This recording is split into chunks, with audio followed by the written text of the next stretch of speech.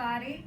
My name is Beverly Berry, and today I'm here to present on organ donation and how does it work. So this is a very important topic that's near and dear to my heart, and so there are a lot of myths and misconceptions about organ donation, but we're going to kind of work together to clear those things up so that we can better understand why this topic is so important. So, to kind of get started, the goals of this presentation, of course, is to understand the importance of organ and tissue donation, understand the process of organ donation and tissue donation, know how to become a registered organ donor, and consider having a family discussion about organ donation. Some of the objectives of this presentation, participants will be able to identify at least 2 organs and 2 tissues that can be donated. Participants will be able to identify the difference between an organ donor and a tissue donor, because there is a difference between being an organ donor and a tissue donor. A lot of people don't realize that, but there is a difference. Demonstrate how to access the Alabama Organ Center's website and complete the paper form to become a registered organ donor. And then also showing a willingness to have a family discussion about organ donation, because that's really important, talking to your family members about it. And we're going to talk a little bit about, a little bit more about that later. So let me back up a little bit. But before we get started, I have a video that I'd like to show you all.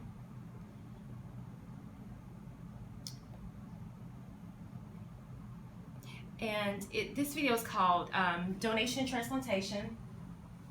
Let me pause it. It jumped to my other video, but that's okay. Give me just a second. Okay.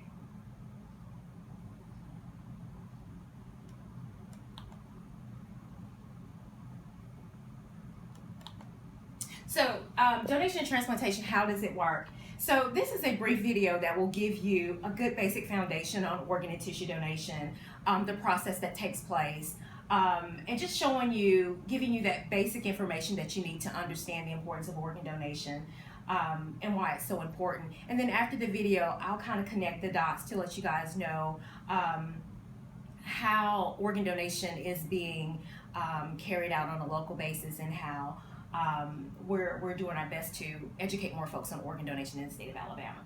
So, we only have 7 more seconds on this ad, and then we'll get to the video. And I need some sound.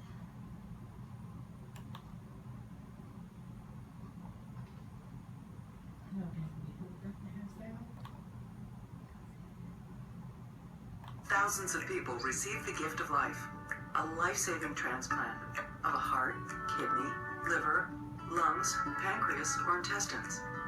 And thousands more people receive corneas and other tissues that restore sight and health.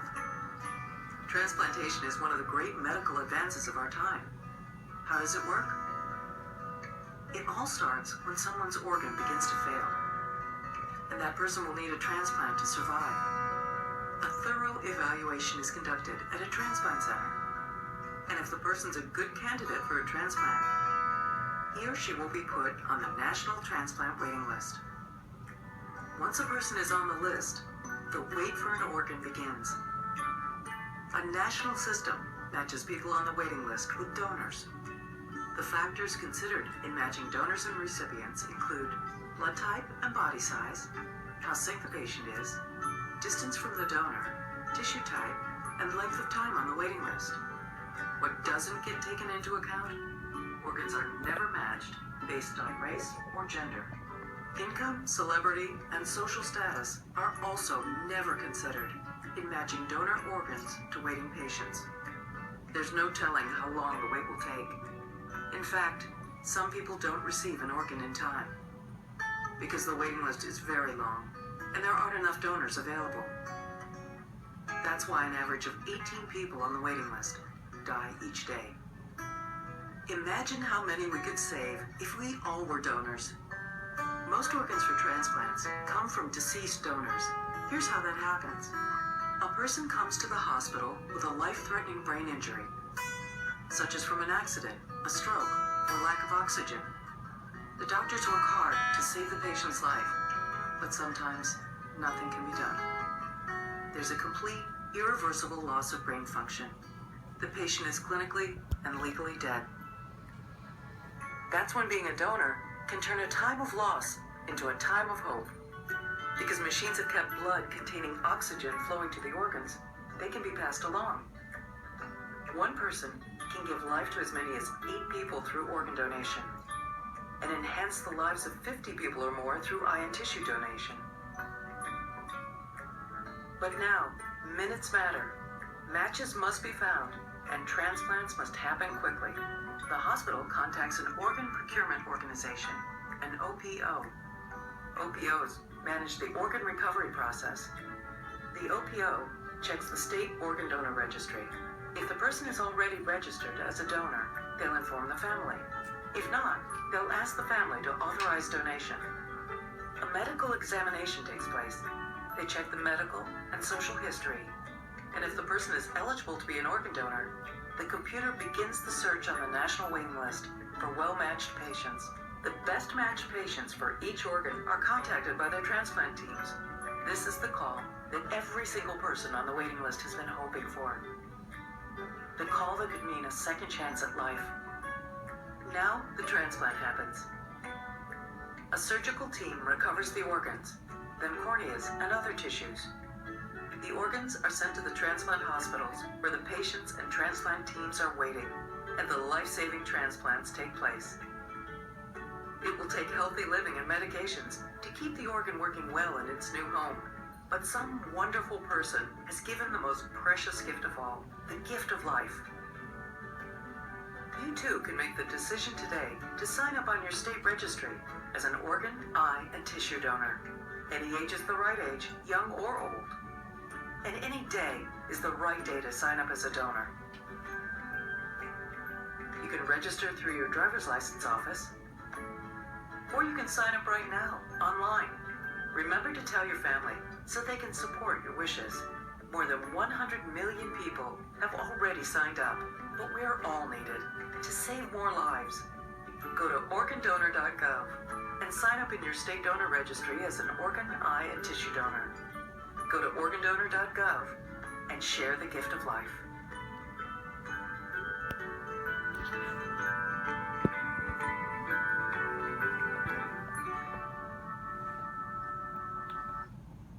So, what did you all think about the video? It was informative. Informative.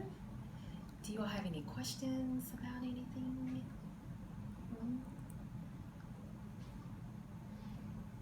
All right. It's a good deal. So, I like to start off by just showing you all the waiting list, the number of folks that are waiting on various life-saving organs in the United States compared to in the state of Alabama. And so nationally, we have over 100,000 folks that are waiting for various life-saving organs. And then in Alabama, we have a little bit over 3,000 folks that are waiting. So out of all the organs needed, which ones needed the most? It's the highest number of folks. Like kidney. It's kidneys. So a lot of folks need kidney transplants. And in the state of Alabama, people wait about 5 to 8 years for a kidney transplant. So that's a long time to have to wait for any organ. And that's why organ donation is so important, because it's, you know, something as simple as making that decision on your license and everyday people signing up to become an organ donor and getting those individuals off of the transplant waiting list. So it helps us save lives. But wait, can't you give your kidney when you're alive? You can, and it's called being a living donor, and that's another option that people have because you can donate one of your kidneys to an individual. So it definitely helps speed the process up of getting people off of the waiting list instead of them having to wait on a deceased donor. That's one of our biggest challenges, that we have a lot of people that are waiting, but we can't meet the demand of folks. We don't have enough organ donors to meet the demand of people that are waiting. So yeah, good question. So this is Brooke. Brooke was a baby, of course, on this picture. She was at Children's Hospital waiting on a heart transplant. That's her with her mom. She's very sick, spent a lot of time there. And this is Brooke today. Very vibrant, young, healthy young lady. And she doesn't look like a person that's spent a great deal of her time on the transplant waiting list. She was transplanted. She's doing extremely well. And again, it's because someone said yes to organ donation, the reason why she's alive and doing well. And she's just one of so many other people that have benefited from organ donation. So why is there a shortage? The success of transplantations. Transplantations work, so people want a transplant because they know that this is an opportunity for their life to be saved. More people are eligible for transplants. Myths and fears makes it harder for people to become organ donors because they feel like they may try to kill me and take my organs. So they, and those thoughts and those myths and fears or challenges makes it harder for donation to occur, for people to actually sign up. And then apathy, it doesn't happen to me, I'm young, I'll do that later. So if it's not in your immediate world, if you're not affected by it, or you don't know someone that's affected by it, you don't really see it as being a problem. So these are the concerns or the myths and fears associated with organ donation. Disfigurement of the body. Some people think that you can't have an open casket funeral, and you can. We only make one incision. They only make one incision when they're doing the organ recovery. So you can have an open casket funeral. Financial cost to the donor family. It doesn't cost the family anything to become an organ donor. Fairness of the sharing system, religious issues, quality of medical care, stolen kidney stories. Those are just some of the myths and fears that plays into why people say, oh no, I don't want to become an organ donor, and why education sessions like this are so important, because you're able to clear up those myths and let people know that this doesn't occur. This is just what it is. It's a myth. But it's definitely something that can affect donor rates. So why do people say no? The most cited reasons why families say no to organ donation is because they don't know their loved one's wishes, and people don't talk about organ donation. And that's really important. Even though you may have signed up, or you may say, yes, I'm an organ donor, you still have to talk to your family members about it so that everybody can be on the same page. So that's very important to know. So then the Alabama Organ Center. The Alabama Organ Center is the organ procurement organization for the state of Alabama, and their job is to go out and do the organ recovery. So once individuals say yes to organ donation, at the time of their death, this organization actually goes out and do the organ recovery for the entire state of Alabama. The main office is within Birmingham, a part of UAB Medicine, and then there are other offices in Huntsville, Montgomery, Mobile, and Dothan.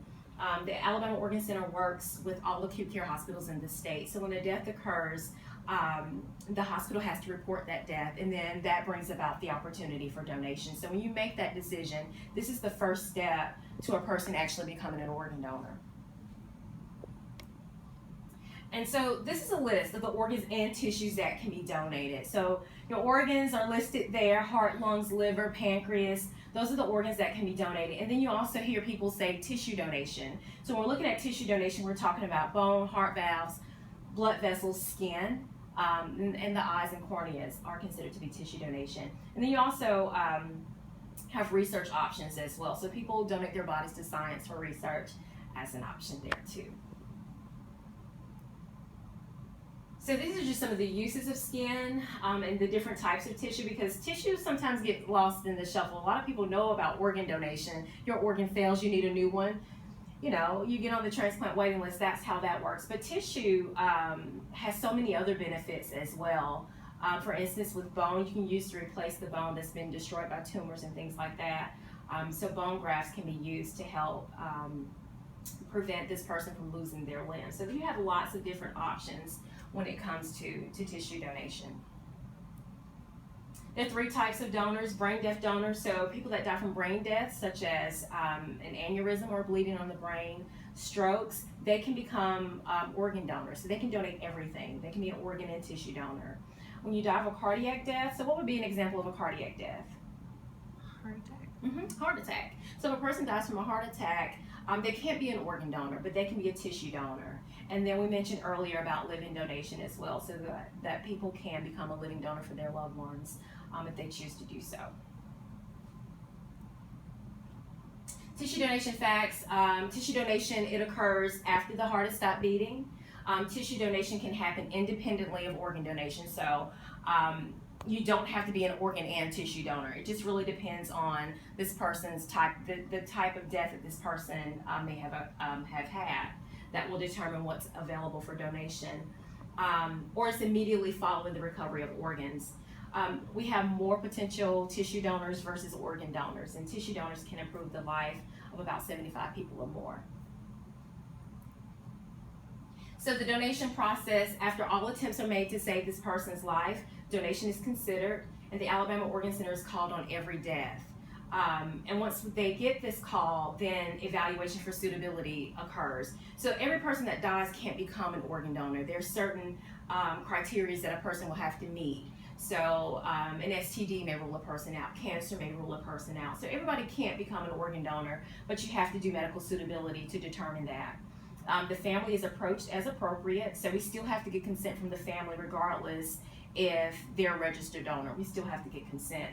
And then the coordination of the donation, and then family follow-up after the donation process. Organ placement. So the waiting list is managed by UNOS, and UNOS stands for the United Network for Organ Sharing, and this is a private nonprofit hospital or OPO organization, and so they do all of the typing or the tissue testing to determine where these gifts will go or how organs will be placed. And this is the connection to the donor and the recipient. So it's how the organ center is able to find matches for recipients. So how the match works, every time an organ becomes available, the computer system searches all the patients waiting, and it makes a list of the patients that are matched for that organ. And then from those who are matched, a new list is made. And then from that list, the patients on the new list are ranked in order of their match, their priority to that particular donor or organ. The organ is offered to the transplant hospital where the patient is first listed. And if the organ is refused for any reason, such as it not being suitable or not the best match, then the transplant hospital, the next patient on the list, is contacted until a match is made or the organ is determined to not be transplantable. So that's it, essentially how the waiting list works. After the donation, we send follow-up letters to the family, which is really important because when families are making that decision, they want to know that they made the right decision. So we'll send a letter to the family that just describes, what organs were donated, whether it was a male or female, and then they have the opportunity within 6 to 12 months to meet their donor family or recipient or vice versa. After action reviews are conducted at the donor hospital, so we're looking for other opportunities. Did that hospital call us on every death? And just looking at ways that we can maximize organ donation. The donor families receive bereavement packets from the Alabama Organ Center or the donor family liaison.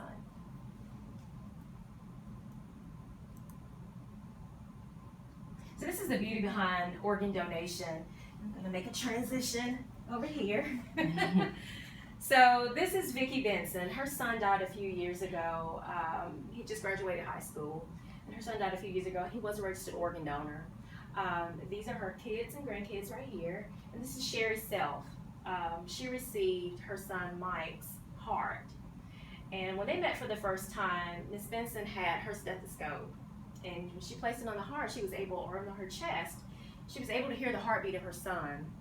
And it gives you comfort to know that even though your loved one isn't here, to see her alive and well, it gives that peace and comfort that nothing else can give when a person dies. And that's kind of the beauty of organ donation, because your loved one is still able to live on even though they're no longer here. They are a very close-knit family. They didn't know each other before this whole process took place.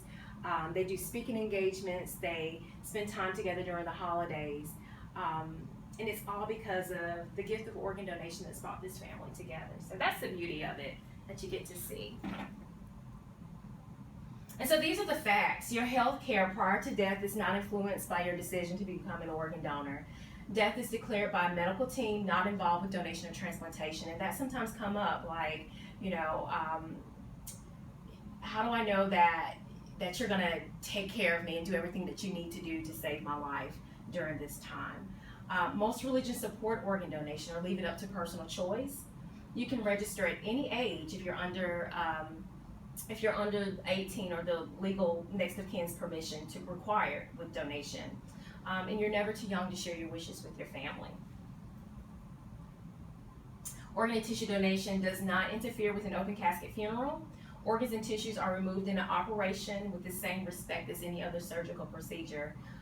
There's no defined upper age limit for organ donation. So a lot of people may say, well, I'm too old to be an organ donor, or I don't have anything left, but there's no upper age limit for organ donation. And regardless of your health status, if you're interested in becoming an organ donor, just be sure to register your decision with your families. And donor designation, so this is what it looks like when you're an organ donor. So when you say yes to organ and tissue donation, this little red heart will appear on your license, and that's for the state of Alabama. Organ and tissue donation can legally occur with a donor registration, but it's important to discuss your decision with your family to ensure that they understand your wishes.